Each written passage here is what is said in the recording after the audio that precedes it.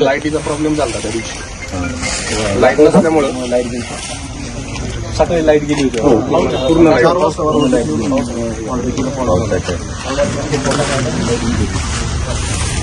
किती लावली आधी स्पॉट नव्हता झाला तिथे 20 पैसे पण जसं मागले होईल ना ते 2 टाकले होते ना ते इकडून काही जास्त नव्हतं आणि काल जसं घातलं असे पकडलं काय मळ्यात 2 गाई 2 शेळ्या. इथे सगळी लोक 15 मिनिटात आल्यामुळं बाकी काही केलं नाही. जे पकडलं लोक केला सोडून घेऊन तो परत इथून परत तो तिकडे गेला. ड्रोन आहे आता 2 आहेत आता थोडं